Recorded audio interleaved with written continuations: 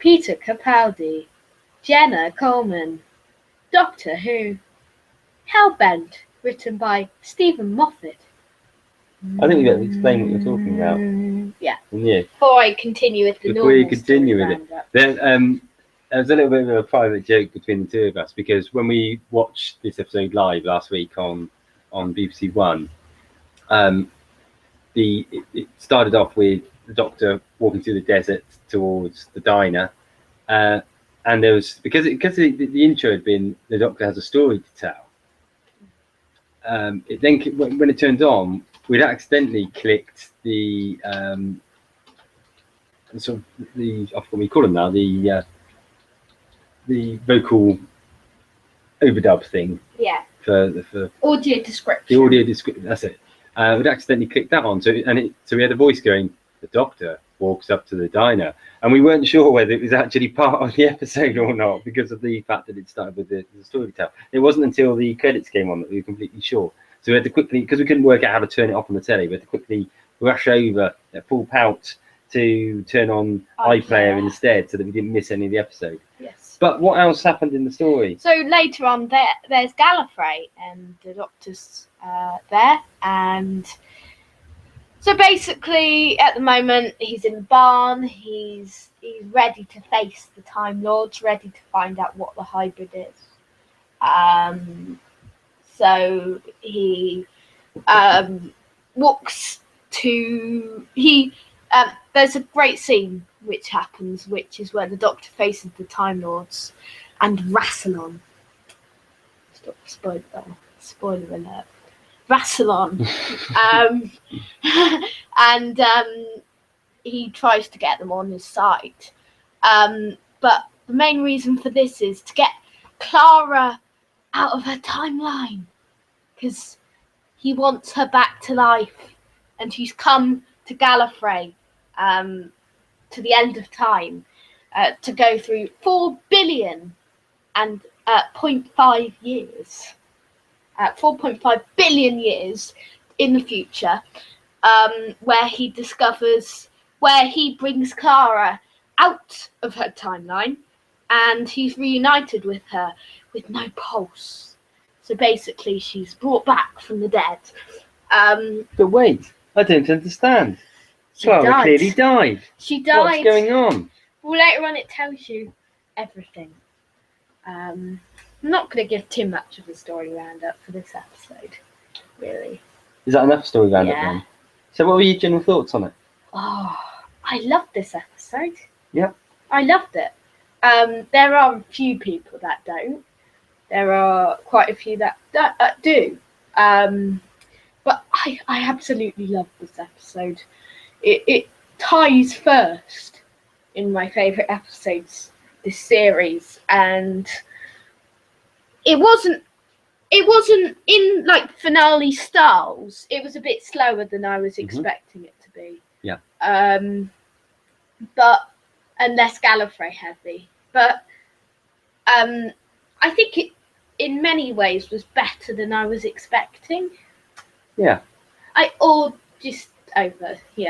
A bit better than I was expecting, because I really loved the episode, and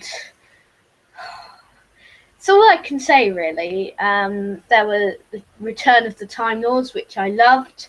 It was a satisfying ending to Clara after her death, and just a satisfying ending to the series, as I believe, from Stephen Moffat. What were your verdicts? Okay. I agree with you. It was, in fact, the whole series in general was a lot slower than perhaps other series, which is fine from my perspective, because I like things to be more dialogue heavy.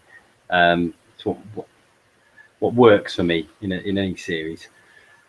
I loved the opening sequence, the beginning bit in Gallifrey, because it was like a spaghetti western.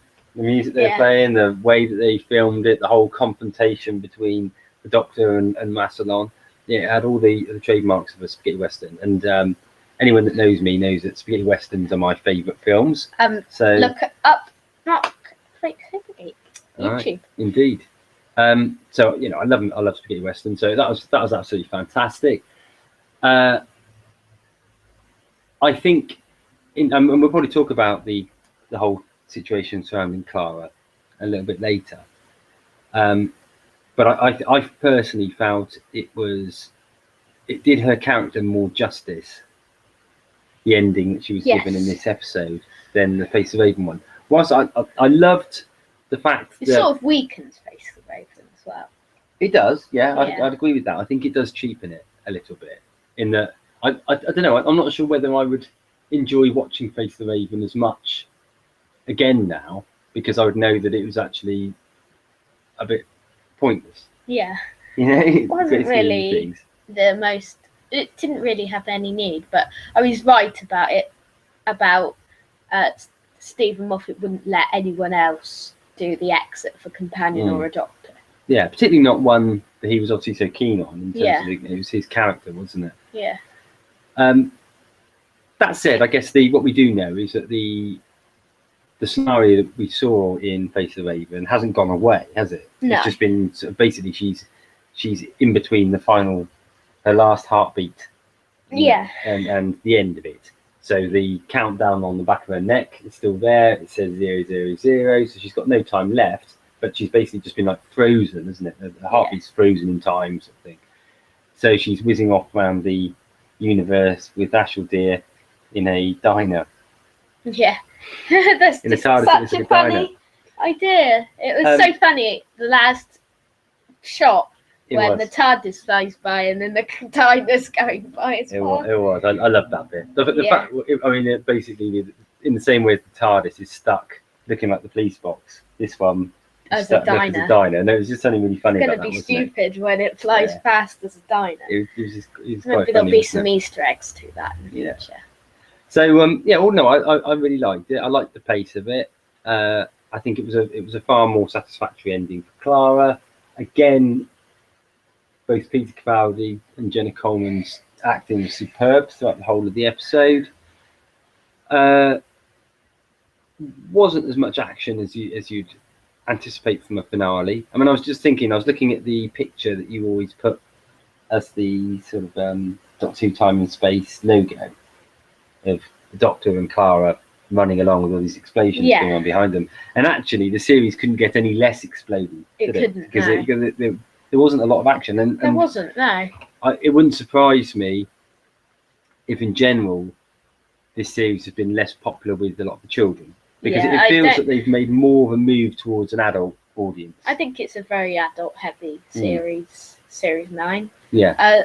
Series 8, not so much, but I still thought when it was on that it was a very dark series. Yeah. But that was mainly because of the Doctor. And I liked it, but some people didn't. Some children as well. But Season 9, I think it won't be very popular with the children. No. Well, not me. It was popular with me because it's been my favourite series for a very long time. Yeah. AKA Series 8. But I guess because you're now it's better. You're now Series sort of 8. like in that young adult sort of age, that sort of pending teenager sort of thing, aren't you? So it probably appeals to you more.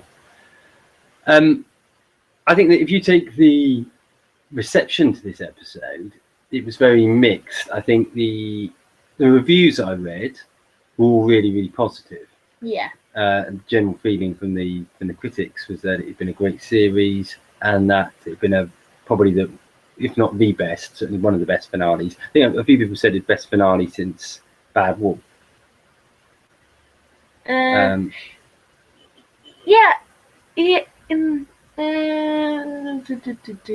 think. Do we prefer this to Name of the Doctor?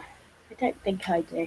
I don't think it can be Name of the Doctor. No, I think I probably preferred Name of the Doctor. But having said that, I preferred this series and the lead up to it better than that series. I didn't like the Series 7 arc.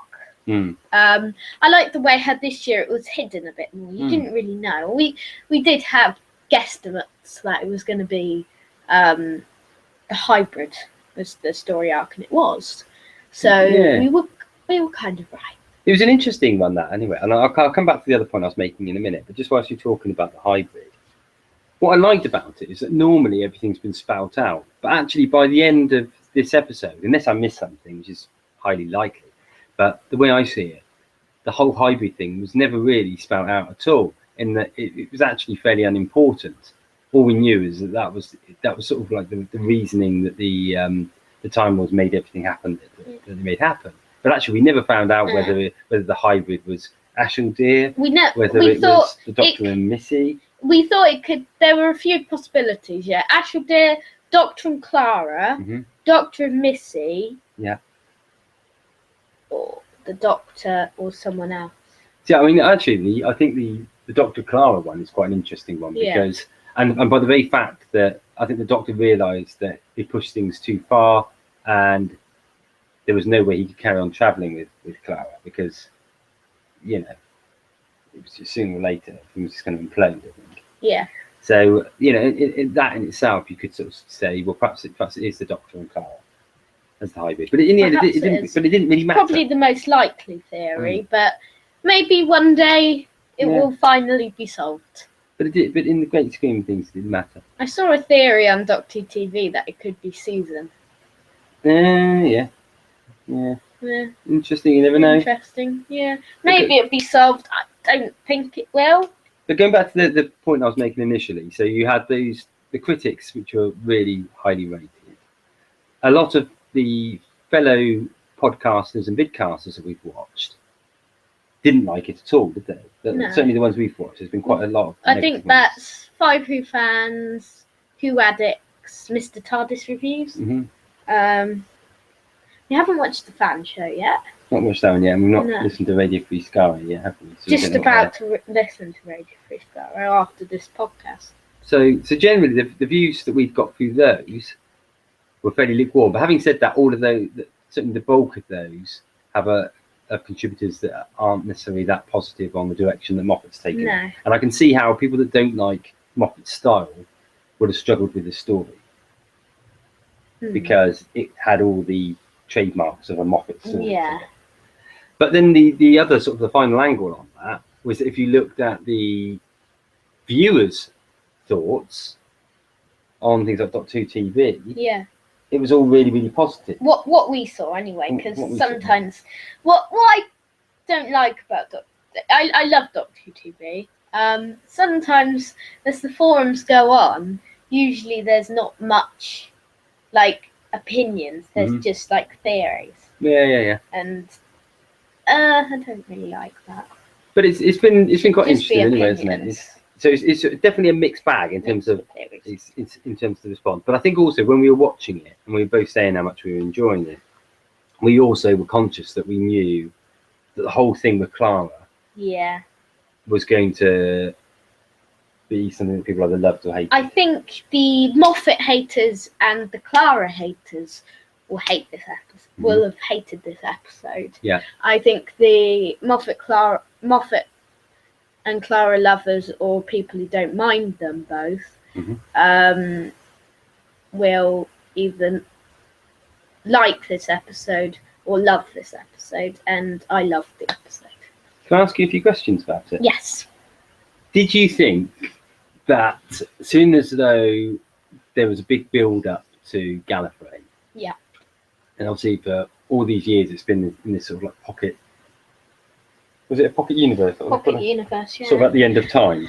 Yeah. In the great scheme of things, the Doctor had only wanted to find it, or so it seemed, in order to free Clara. Yeah. Did it feel to you a little bit of a waste? I think... Was it a bit underused? I loved the bits of the Gallifrey. The Gallifrey bits were great, but I think it's like the Series 7 episodes, really. It was the Gallifrey bits were overshadowed by the Clara bits. There was too little of Gallifrey. Yeah. Too little of it. Do you think it's just building up to something that we're going to see more in perhaps the next series, where it would be more Gallifrey heavy, perhaps? Maybe it will be. Hopefully they don't destroy Gallifrey, because that would ruin some of my storylines for MMA. I'm sure they won't. Actually, that's one thing. As it stands at the moment, it's not actually doing anything that impacts on that at all, is it? No. So that's good. I don't think it necessarily, to me, it didn't feel like it was wasting Gallifrey. It felt like it got built up to such a big thing that perhaps it was a little bit of an anticlimax in that respect. But as long as that's just being built up for the time, because hopefully next year we'll have a couple, at least one or two heavy Gallifrey stories. Yeah, because I mean, even if you take it back to Death in Heaven, the finale from the last series, and you look at the fact that Missy basically had conned the Doctor into thinking that she'd found Gallifrey again. He was like really excited and then absolutely gutted because it wasn't there. Yeah. That seemed to make it seem not that plausible that the only thing he was doing to go there, the only reason he was finding it, I think was he to save really Clara. want Gallifrey for other reasons, but I think he was too desperate to save Clara, because he, like that line he said, at least there's something to do when they die. It's just the days they stay dead isn't as good. Yeah. So I think he was getting bored, and I don't think he likes being on his own. Yeah. I loved the twist in it around where they sort of did the opposite of what they did with Donna, where it was the Doctor that actually that was really had good. his memory wiped, That was good. not Clara. But I thought it was very different, and I thought it could make it very intriguing in the future, because he doesn't have any really memory of her. But what I like about it is that he remembers there being someone there. So all the adventures and everything he remembers, just not Clara. Yeah. So Doesn't remember who she was. So that was an interesting sort of angle on it, I think. What can I ask you a few other things about it? Yes, of course you can. What was your favourite thing about the episode? Bit. Yeah. I loved the scenes. I loved how it brought back the Time Lords, and I loved that bit when the Time Lords are against the Doctor, and we find out that Rassilon is here. Yeah. And of course we get to see the barn as well, don't we? Yeah, I like that. I like the bit with the. I like the bits with the cafeteria. Yeah. And also, I like the bit when I like the idea of, like we just said, about the Doctor being mind wiped, unlike Donna and kind of Jamie and Zoe. Yeah. Kind of the same basically, but in a different aspect. That the Doctor doesn't know who Clara is. Well, he does know that there was someone there. He does know her name, but he doesn't know who she really was. Yeah. He probably doesn't remember all that Impossible Girl stuff. No, that's right. And that was such a pivotal point. What do we make then of certainly one of my favourite moments in there was seeing that lovely white TARDIS. The old. Yeah, did I not say about that? Don't think so. Oh, yeah. No, I love that. That was just brilliant, wasn't it? The round things. Yeah, and then it just looks so clean, isn't it? And I was thinking, although the TARDIS has been through quite a few regenerations itself, seeing that again in a more obviously done better than what it was done originally. Yeah. You just thought, actually, that's the perfect TARDIS. If I had a TARDIS, I'd want that one. Yeah. What did you make of Ashildea in the end then?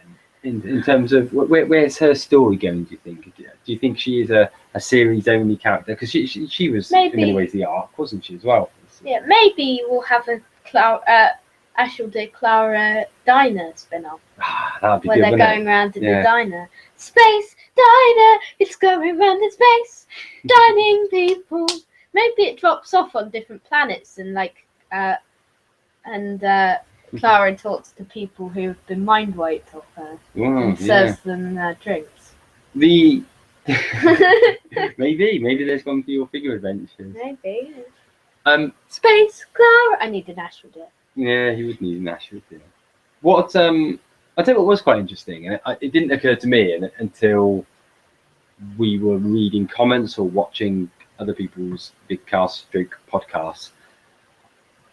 Obviously, I remembered the diner as being the same diner that we'd seen in Impossible Astronaut. Impossible The Astronaut. Day of the Moon. Yeah, what I hadn't actually linked to was the fact that it was located in a different place, Yeah. and that was quite funny because obviously Because the second time round it was a TARDIS. Yeah. It's not to say it was the first time. I'm sure it was probably a real. Well, it must have been. It was a real diner It the must first have time. been a So real diner. it just sort of replicated the look of that diner Yeah. in. Was it Nevada? They were in? Yeah, Nevada. No, this time was Nevada. Yeah. I don't know what last time was. No, I can't remember either. But anyway, I loved that. I thought that was really, really good. So yeah, give me one of those white TARDISes any day. I'd love that. So is that the last proper question? I think so. Yeah. So should I give my overall verdict? Mhm. And Yeah. score? So here we were treated to an amazing ending to the series. Peter Capaldi and Jenna Coleman were strong, and it was good to see Jenna Coleman in a much lighter ending than the one in Face the Raven, and in me and Decool's opinion, a better one. We were greeted to a great return to the Time Lords. However, they were not in it as much as we expected, and a tiny bit underused. Bit of a letdown. But we really liked the idea of them coming back, and the Donald Sumpter was great as Rassilon. And there were great shocks, surprises, but a very dark finale, and maybe the darkest we've had so far. So I'm going to give it a 9.7. Okay. Well, he said. Oh, please stop doing that, Decool. Please. Please. Okay. Great end to what's been a great series, where the quality for the vast majority of it was top notch. The performances of Capaldi and Jenna Coleman throughout the series were fantastic. Really raised the bar, I think, in terms of actors and actresses in the series. It was very dark. I think that was a good thing. Yep. Probably though, that coupled with the later time slots that it's had for both this and the last series means that they're moving in a direction which is taking it into a more adult themed program than perhaps what we have been used to. Yes. That's not a bad thing from our perspective. I feel sorry for the kids a little bit in that probably it'd be good for them to have a few more monsters and things in it. But perhaps what that means is perhaps we need a Sarah Jane type spin-off again. Class. We have Class. We have the Class. Maybe that will be the vehicle that we're looking for. Or Clara Asheldeer in the diner in space. Space Diner. So all in all, some great direction yet again from Rachel, whatever her name is. Tallahay. Rachel Tallahay. I'll tell you what else, fantastic score as well. The music actually in this series has been ding, superb. ding, ding, ding, Yeah. ding, ding, ding. And what we've also got to mention, surely, is, well, hey, how about that new Sonic Screwdriver? The Screwdriver's back, and this time it's really, really snazzy. Yeah, let's talk about that later. Can I just ask you one other thing linked to it? Oh, And I you've got already to give it a score. What am I going to give it? I'm going to give it a... for that episode in itself, I've got 9.5. Okay, yeah, very good. Yeah. Yeah. I still preferred the first part of it. I preferred Heaven Sent. Is it very Yeah, slightly or a lot? Probably a lot. Yeah, I really liked that. I preferred this part. But overall, in terms of both parts of that together, it's probably second only to the Zygon Invasion / Inversion, Yeah, I think so. which may be slightly better than it, but only slightly. Or is it? I don't know. In my opinion. Maybe. I'm not completely sure. I think We'll probably give our view on our overview next week. So Okay. it's 9. Okay. But the other question I was going to ask you, Yeah. and this links into the main item we had on the podcast last week, where we talked about season finales. Yeah. Where does this season finale rank to you in comparison In to New the other Who? ones from New Who?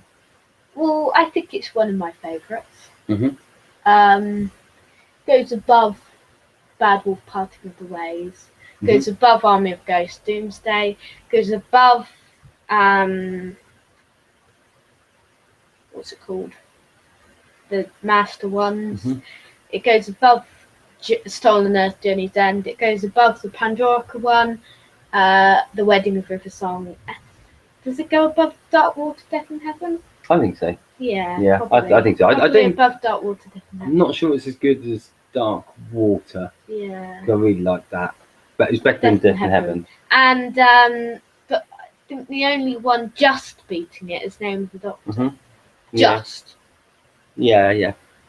I think possibly I agree on that. I do think we were talking on the vidcast earlier on, which hasn't gone live yet. So, but I will spoil it anyway, if I'm allowed to. Yes. Yeah. We were talking earlier on about my low ranking of Dalek, Yeah. and Bad Wolf in a way. What's the episode after Bad Wolf again? Bad Wolf Parting the Ways. I think that's a bit overrated as well. Yeah. I think Bad Wolf is held up by a lot of people as being the best ending for a New Who series, best finale, and it's not to me. But mainly because I think there's a few cheesy bits in it, which is largely the RTD sort of way, and a lot of people love that, so I'm not going to diss it too much. But I prefer the dark sort of side. Stephen Moffat. Yeah. So let's talking about that. That was our final Series 9 review for Husbands of River Song in 2 weeks' time. Yeah. In 2 weeks' time it would have already been on. So. But of course, next week we'll be giving that overview of the series, won't we? Yes. So meet us there next week to discuss our overall thoughts on this series, including episode rankings, characters, monsters, direction, writing, and much more. Yeah. Okay, shall we have some news then? Yes, so let's start with ratings. Okay. So this week, our final big ratings this week, let's say final bigs. So Hellbent, the overnight figure, was the second highest this year with 4.8 million, second only to The Girl Who Died with 4.85 million. Okay, so that's amazing, isn't it? So it was a very good rating last week then. Yeah. And if you look at it here, Sleep No More was 4.4 million, Face the Raven was 4.42, Heaven Sent was 4.51, and Hellbent was 4.8. So it got higher every week. Yeah, it's quite unusual actually. The series did seem to build and build more as it came on, didn't it? Certainly, some of the latter episodes had a higher viewer rating. I think the first ones were lower because of the rugby, like we talked about before. But what do you think the AI for this episode is? The audience appreciation figure. I would say it's sort of a middling one. Generally they've been between 80 and 84, haven't they? Yeah. Yeah, I would say about 82. It is 82. Oh. 82. Oh. And then the final figure. I saw that the other day, by the way. I was cheating. Did you? Yeah. I just actually remembered it, which is amazing. The final figure for Heaven Sent is 6.19 million. Okay. So quite good ratings we've got for this year. How does that compare with last year's? Can you remember? So you've got these ratings here. So should we compare the finale? Yeah. To, of course, the Elpuff 7 haven't come out yet, so I'm just comparing overnight finals and owls. Yeah. So the final figure for the finale hasn't come out yet, so I can't count that. Hellbent Mhm. is 4.8 million overnight. Yeah. Death in Heaven was 5.45 million. Okay. Death in Heaven Finals was 7.60. This one hasn't been confirmed. The AI for Hellbent was 82, and the AI for Death in Heaven was 83. Okay. And Dark Water, Heaven Sent was 4.51 overnight. Okay. Dark Water was 5.27 overnight. Okay. Heaven Sent was 6.19 finals, 7.34 for finals in Dark Water. The AI for Heaven Sent was 80, and the AI for Dark Water was 85.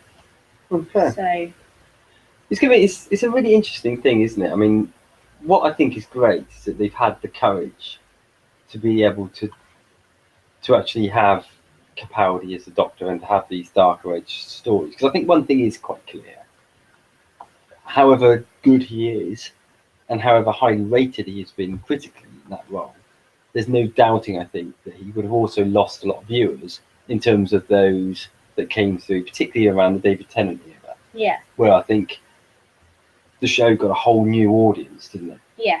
A whole young audience. And they've sort of lost it now, apart Mm. from a few. Yeah. Which I know there are some lovers. Yeah. From the David Tennant. Interestingly, I've just started watching, as an aside, I've just started watching Jessica Jones on Netflix. And David Tennant is the baddie in that. Oh yeah, he Yes. is, isn't he? And he's evil. He's totally evil. Is it new? Yes, it is, yeah. Ah. Yeah. Yeah, he's totally evil. So that's that article. Yeah. So It will be interesting to see what the final figures are, won't it? I mean, looking at that, it shows that the overnight figures are slightly down from last year. yeah, Not substantially, but slightly down. like 1 million down. Mm-hmm. Yeah. Yeah. Which I guess is fairly large. Yeah. But like they said before, you expect when you get a new Doctor that normally that first season with the new Doctor is slightly higher because it's sort of. I like don't fresh see and how people like would watch one episode. Like, say if you started with Under the Lake, Mhm. why wouldn't you watch Before the Flood? No, that is right. Unless you thought it was rubbish. Yeah. I think also. Well, why would you start tuning in on Before the Flood? I think also though, because they have had that change of probably they must have gone into this series knowing that it was going to be a bit darker and that there was every chance that they wouldn't have quite the same viewer base as what they've had historically. I can't believe that they wouldn't have thought that. Yeah. Because it clearly is going to be something which people will either love or hate. So, Husbands of River Song, Mhm. the details have emerged Ooh. on the DVD and Blu-ray of this year's festive special, The Ooh. Husbands of River Song. And it is set to be released in the UK on the 25th of January 2016, which I think was last year's, Usually about that, isn't it? Yeah. for last Christmas. Just in time for your birthday again. Yes. Well, So we've got a 20-minute episode of Doctor Who Extra, and we've got a little short thing called The Adventures of River Song as special editions. So that's the front cover, and you can see it in the Yeah. show notes. Yeah. So we've got a picture of the red robot thing. King What was Hyperflex. you said about the specials that came along with it? About the Adventures of River Song. Do we know what that is? No. Oh, that's interesting. I wonder if they filmed like a little special which would be shown at some point before Christmas on the TV, on Yeah. iPlayer or something. Maybe it'd be like a prequel thing. Yeah, be interesting to see, wouldn't it? Yeah.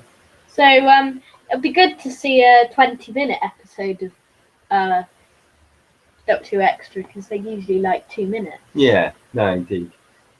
So we've got that to look forward for, and as I say, less than 2 weeks away now before we get some more Doctor Who action. on Christmas Day. Yeah. Good Christmas treat. Maybe Boxing Day for me, I don't know. Can I ask you a question? Yes. As I often do. Do you think the series this year has finished too close to the Christmas special? Would you prefer to have had a longer wait between the two, so that you got that time to build up that excitement? I would for the kind next of, episode? yeah. Yeah. Just by month, maybe.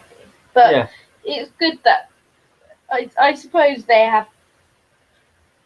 wouldn't have been able to finish the series if they'd started a month earlier. Yeah. That's true. Okay. Do we have other news today? Yes. So new details for the new issue of Dawn have been revealed on the Husbands of River Song. So the synopsis is: it's Christmas Day, 5343, on the remote human colony of Mendrax, Delaware. 5343 is a weird year. It is, isn't Comedy it? year. Yeah. And the Doctor is hiding from Christmas carolers and comedy calls upon comedy reindeer antlers. But when a spaceship calls upon the Doctor for help, he finds himself recruited into Riversong Squad and hurled into a fast, frantic chase across the galaxy, pursued by River's new husband, His Infinite Majesty King Hydroflax of the final cluster. Will any of them make it out alive? And when will Riversong work out who the Doctor is? All will be revealed on a starliner full of galactic supervillains to the destination the Doctor's been avoiding for a very long time. So, so the quote, River, my diary. One should always have something sensational to read on the spaceship. Is it sad? Why would the diary be sad? I don't know, but you look sad. It's nearly full. So, the man who gave me this, he was the sort of man who'd know exactly how long a diary you were going to need. He sounds awful. So, it's apparently... Presumably that's him. Yeah. Let's give him that diary. It's a shameless comedy romp. Moffat reasons you couldn't maintain the level of darkness of Series 9. Yeah. I think that's a good thing. It'd be interesting to see what this one's like, because we've had two pretty good Christmas specials the last few years, haven't we? Is it the Snowman, the previous one? No, that's Time of the Doctor.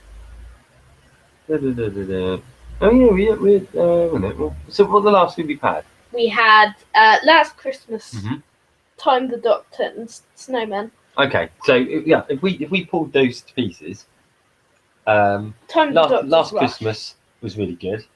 Time of the Doctor was good, but far too short for everything they wanted in it. The Snowman was really good. So we've had three pretty good Christmas editions. Over the period of Christmas specials, though, some of them have been a bit more bitty than others, yeah? Yeah.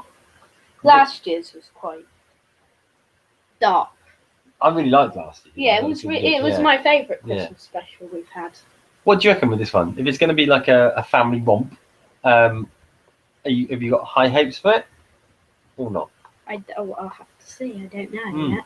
So Moffat wanted to cheer the Doctor up after Hellbent, so he needed someone like River to remind him he can have a laugh. It's a properly romantic episode too. Moffat said the Doctor doesn't fall in love with people and sort of does all the time. River doesn't know if the Doctor loves her back. What's River up to when the Doctor isn't there? She's not precisely faithful, says Moffat. Greg Davies' King Hydroflax is River's other husband, and also the big, bad, rather stupid villains who kids will laugh at and hopefully adults too. It takes place immediately after Angels Take Manhattan. River doesn't know if it is the Doctor for a lot of the episode, but when she realises, she treats him in much the same way. At one point, River steals the TARDIS and heads off on her own adventure.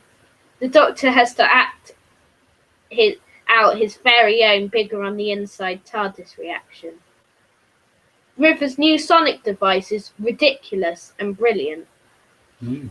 Although River's story seems to end quite definitively, Moffat doesn't think it's possible to write her last episode with several other episodes already serving that. He brought her back as instructed by Russell T Davies this time. And I've read the preview with all that in Dawn. Oh, right. I read okay. it this morning. So there's a few things that confuse No, not me. this morning. Yesterday. I'm a little bit confused, which doesn't take too much. So this is going to be set just after the Angels Take Manhattan. Yeah. How? I don't understand. Well, the timeline of River Song. Mhm. She was born in A Good Man Goes to War. Yeah. Then it goes to Let's Kill Hitler. Mhm. Guess it's Wedding of River Song. Then Angels Take Manhattan. Yeah. Then this one. Then all the other stories. Okay. Then Silence in the Library. Yeah. Because that's when she dies. And then Named the Doctors her last set story because she is a ghost. Oh, right. This thing. Was she? I can't remember being a ghost thing. Kind of. Yeah, okay, no, that's interesting. I don't know how to describe Okay, no, it. that makes more sense than it did to me, so thanks for that. Do we have other news at all? Yes. Because news is always going to be a bit light at this time of the You year. can see the interview with Capaldi, Kingston and Moffat on the Husbands of River Song in the show notes, offering some hints what's to come in the festive special. That's on our website, Mr. Lewis Moon at Weebly.com. Oh. Mr. Lewis Moon Adventures, at Weebly.com. Yeah, good. So, Peter Capaldi has said he would happily make more episodes of Doctor Who each year if he was allowed. Speaking in the new issue of Dawn, he states, "I'm shocked at the speed at which it's going. I've done 26 episodes already and I don't know how that happened. I'm amazed that people ask me all the time when I am going. It makes you feel very unwelcome. Please, when are you leaving?" Or someone said this morning, "You're only doing 6 episodes next year because you're too tired." I don't know where they've made this stuff up from. 6 episodes? That's not what I'm contracted to do. And I would do 20 episodes if they let me. I could do Doctor Who all the year round quite happily. Good old Peter. Yeah, so we now know that those mirror rumours are yet again false. Yeah. Capaldi's knees hurting. Yeah, just proving yet again that the Mirror is a bunch of pap. Yes.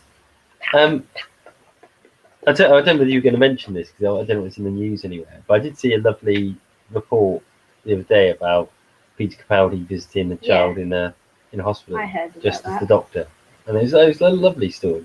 Yeah. And it just makes you realise what a lovely guy he is. He is. Yeah. Wasn't it a Doctor Who fan? Yes. Yeah. Yeah. A Doctor Who fan.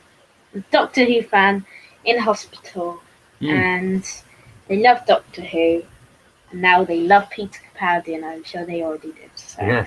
That was everyone loves Peter. Brilliant story. That. Brilliant story. Yeah. So, do we have any other little nuggets of news? Don't think we do have any more nuggets of news. That's probably not a bad thing because the time's getting on. Yes. And I've just sort of started feeling this twinge of excitement in my body because I think it is time, is it not? To press the randomizer. I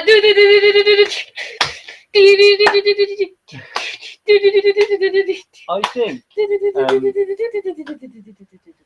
with all the excitement, we probably just ought to explain what the randomizer is because it's been such a long time since we've had it. Are you doing that zany music over the top? Are you? Whilst I explain it? Yeah. Okay. I wasn't sure whether I was going to explain it or you were going to explain it. But you're just going to do zany music. Yeah. Okay, so here I am talking over the top of some zany music. So what is the randomizer? The randomizer is a spreadsheet. It's just got every episode of Doctor Who ever stored in it, other than Series 9, so we've not added it yet. Using a formula which we created ourselves, and a little macro is a button we press, which basically selects one of those stories, and we watch it, and then we review it in the following week's show, and we use it basically to fill in as a main item for the show in the period in between seasons. So, with that, can we unplug that music? Yes. And did you want to press the randomizer? Yes. There are occasionally. I don't want. I really want to. If there's a slight delay, it's because occasionally it comes up with one that we've already seen since we started, because we haven't programmed it Right. so clever that it avoids them. So let's see what we've got then. Oh wait. So. We need to enable macros. Okay. Enable this content. Okay. So what are we gonna get? So we have. No, we've watched that. We've watched that. Do you want to watch that one? Yeah. It's a Christmas one. Oh, it's good. That's good timing, Yeah. isn't it? Okay. Okay, let me write it in. So. I'm sure you will be disappointed by this one, sadly. You're going to be very good, do you? Okay. Well, should we explain what? Should we say what it is? Yes. So the episode that. Oh no. The episode that we pressed on the randomizer is in fact a Christmas episode, which is The Next Doctor. Okay. Which Doctor is it? It is David Tennant. David Tennant. It's the one with David Morrissey in. Okay. Now I'm quite intrigued to see that one. I've not seen The it before. Cyberman one. I know Some of it's good, yeah. but I Donna's think... not in it, is she? No, That's right then. Yeah, be good I then. don't think she's in it. Okay. It's a historical. So there we have it. So that's what we'll be watching next And week. it's Christmas, so... Yeah, so it's good timing, isn't it? 'Cause, And also, and I've me and Mum have decided that we don't have room to watch every single Christmas episode, so that should free up some. okay. So now we can Because we still need get to one watch through. some Christmas films and stuff. Yeah. So there we have it. So that's what we got. The Next Doctor. The Next Doctor. The next week. Yes, the next week, 1-part hour-long Christmas special. The Next Doctor. And I'll try to remember not to watch it next Wednesday. Yeah. Next Friday, I mean. Okay. Friday. So that's that. We've got one more item on the show this week, have we? Yes. Yeah.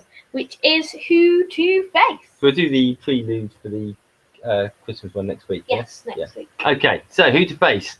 We better explain that, haven't we? Yeah, so should I explain You it? explain it, Or yeah. should I do zany music? No, guess my ears hurt. Do you want to do zany music? I'm just gonna let you explain it without me saying it. So the Who to Face is where it's like the randomizer, but we click the macro button and we have to it comes up with a monster and it comes up with a doctor. Both random. Both random and we have to come up with the storyline, both of us, off the top of our heads.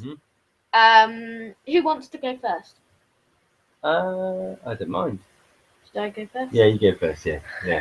So it always takes me longer to think because I don't know who the villains are sometimes. Well, we take it in turns though. Yeah. So I'm not as up on. We take it in turns to go first, and we have to come up with a storyline that would fit that monster and that doctor. Mm-hmm.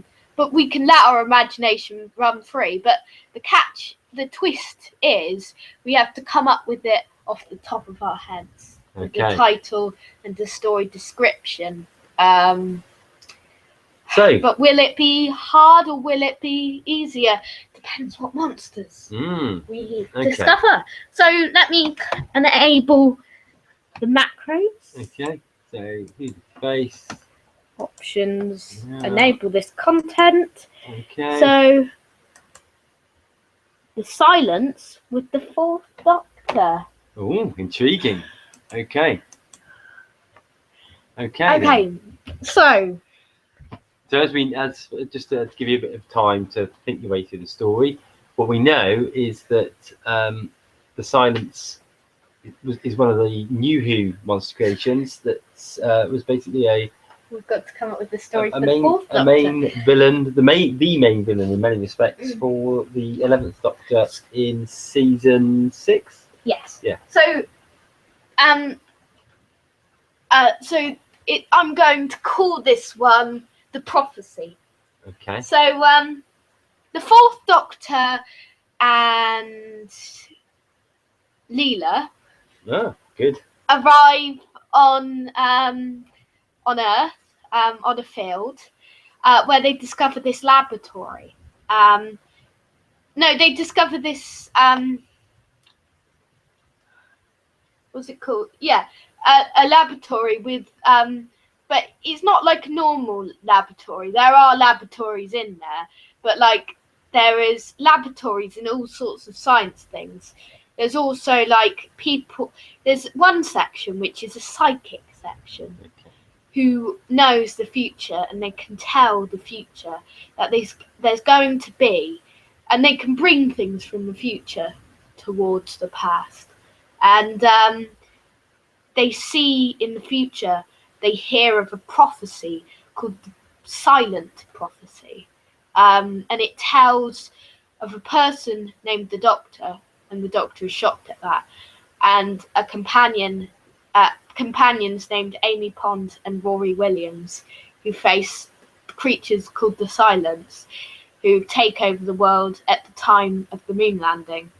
The Doctor forces the man to bring Silence back to the future, forward to the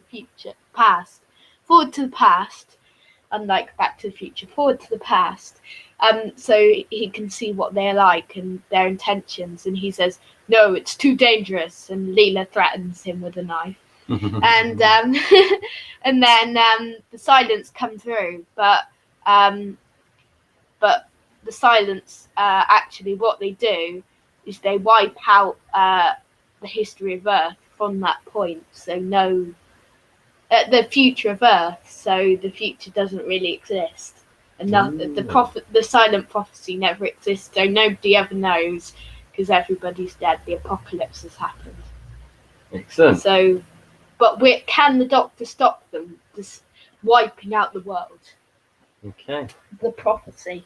Okay, that's an interesting one. Okay, so my one is going to be called The Two. Okay, and there's no assistant in this episode. It is just Tom Baker for pretty much the whole of the episode, in the same way as in. Is it how many parts is it? It's a one-off story. How? Because it's Classic Who. Classic Who. They're 25 minutes each. They're 25 minutes each. Or 20. In fact, there's going to be a two-parter in the same way that the Sontaran experiment was. Mine was a 4-part, 3-part, 3 or 4 part. So this is it's around the sort of time of the Deadly Assassin. Yep. Yeah, around that sort of period of time. And it's in the style of Heaven Sent, where the Doctor finds himself imprisoned in his own mind. Okay, and he's trying to solve. He's trying to work out who he is, what he has to do, and he's visited in his own mind by these sort of like ghost type characters. They're actually are in effect Silence, but he doesn't really realise that properly. And the whole he hasn't got that person, that psychic, to go forward to the past. Yeah, no, that's right. Yeah. But basically, in his mind, it's sort of split. I'm making this up as I go along, which is why it sounds so rubbish. But, but basically, some of it is set on. Is it Gallifrey that the other one's set? Deadly Assassin. Yeah. So it's part of it is set in Gallifrey, and part of it is set in his mind. In the bits in Gallifrey, he keeps seeing these silent figures, and then he forgets them when he turns around and stuff like that. But then it sort of like switches to this mind where he's having this battle. And then what we realise towards the end is that part of it is in his mind, and part of it is in the Master's mind. Is that the two? And that's the two, yeah. Yeah. So Dr. Master. there's lots of things I've missed out. So the silence there aren't going. They're not sort of like essential to it. And I'm sure I could write a far better story with a bit of time.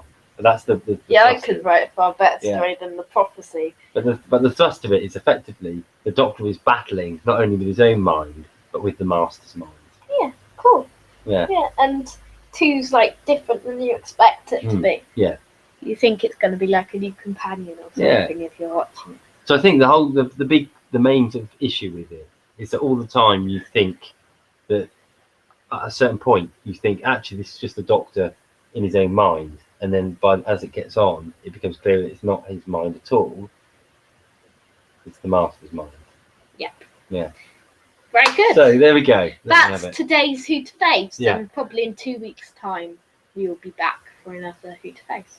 Excellent. And that was the long-awaited Who to Face that we were planning for the Magician's Apprentice review like 12 weeks ago. Or 11 weeks that's ago. right. It's been a long time since we've done one, However isn't it? Yeah. Yeah. I always like doing them. It's always a challenge, isn't It it? is, yeah. Particularly when that one's a particularly challenging one because of the fact that you knew that the Silence had clearly never met any Doctor before. No. The Doctor had never met them before, the 11th Doctor, hadn't he? So you have to use a little bit of imagination to get around it in some way or another. And I think we did a fairly good job there. Yes. So, thank you for watching the podcast today. What do we have next week? So next week on episode 138 of the podcast, we will be giving an overview on series 9, giving our view on the episodes and probably in order and what we rate each one, the characters, the monsters, the writing, the directing, the format, and maybe more. What else? We'll also be, having pressed the randomizer this week, we'll be giving our thoughts on the next Doctor, the good points and the bad points. Probably mostly bad points. You may be pleased. I don't know. Well, I'm sure I'll probably still prefer it than Dalek. So also we have another edition of Quiz or Question. Okay. First edition for a very long time. Yeah, that's been a long time, hasn't it? And also we'll be giving a preview to the Christmas special, The Husbands of the Song. As well as giving more news, views, and lots of other things. So it's a busy show. It might even be slightly longer than normal, isn't it? Yeah, because maybe it'll be an extra long Christmas edition. Yeah. Because we're taking a break next week of everything apart from the podcast. Yeah. So we'll be back next week for the first one, the last one before maybe a slight format change the next week. We may even be doing, in 2 weeks' time, it may even be on a Sunday, this very podcast here. It might be, mightn't it? But we'll have to see what happens. Not on a permanent basis. Not on a permanent basis, only for 1 week. Because of the Christmas shindigs. Yes. Yeah. Because Boxing Day's the Saturday, and maybe Boxing Day will be too busy to do this, like the podcast. Yeah. And you'll probably be too busy to listen to it. Yes. But that will be our Husbands of River Song review, so I think you'll like it. So thank you all for watching. Doctor Who Time and Space. I'm Lewis Moon, and he's cool. signing off, and we'll see you next week. Goodbye.